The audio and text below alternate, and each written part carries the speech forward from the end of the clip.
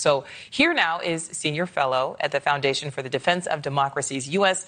Navy Rear Admiral Mark Montgomery. Admiral, thank you so much for your time today. So these sailors have now been out to sea for 9 months and counting.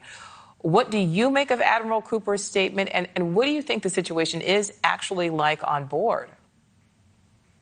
Well, thank you for having me. And I'm very glad that Admiral Cooper went out to the ship and he did the right thing. And I agree with his comments. I will say it's a long deployment. 9 months is a very long deployment. 6 months is the routine deployment. They go out to 7 and 8 months on occasion. I'd say, once or twice a year. 9 and 10 months are very long. And after 10 months, really record-breaking deployments. The president's characterization of this is like they could have gone much longer is probably inaccurate. What's unique about this was the number of consecutive days without a port visit. That was a lot, and more than I've ever experienced. I've never gone past 180 days. That's a very long tour, and the worst part was not knowing the ending.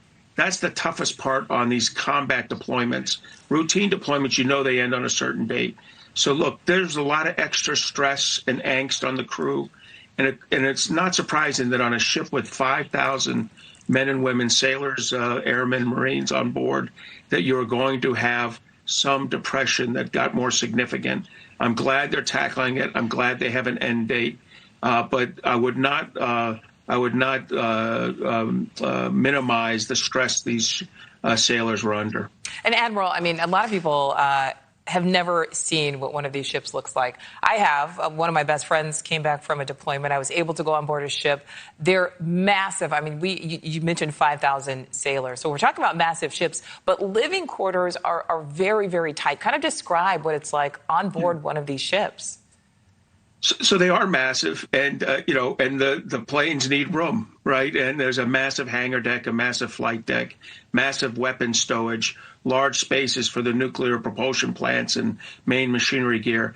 But the enlisted berthing spaces are very tight. Each sailor, gets a 6.5 foot long by 3 foot wide and 3 foot high cot.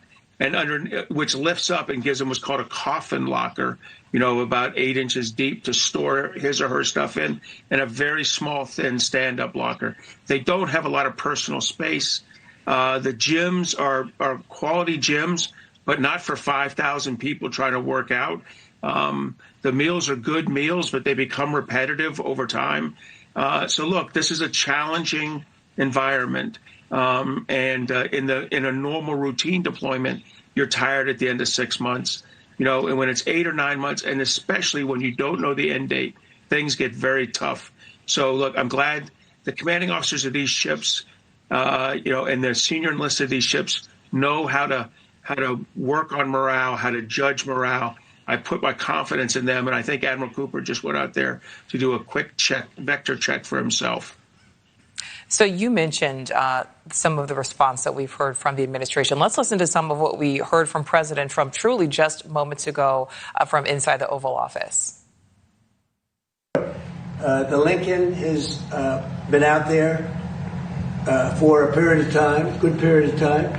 But over the years, we've had them out there much longer. I was at a group meeting, and an admiral came up to see me over the weekend. And it was at a big group, and he happened to be an admiral retired.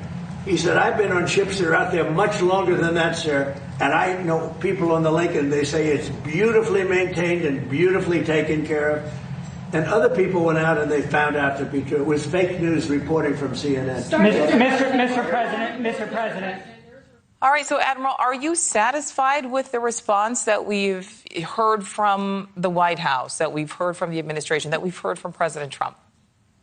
Look, I don't expect President Trump to be an expert on naval deployments, and based on his statements, he's not. There have not been ships with much longer deployments than 9 months.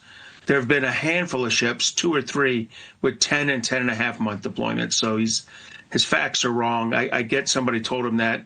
That's not uncommon with the president to restate something as a fact, that he heard as a fact. This was a long deployment.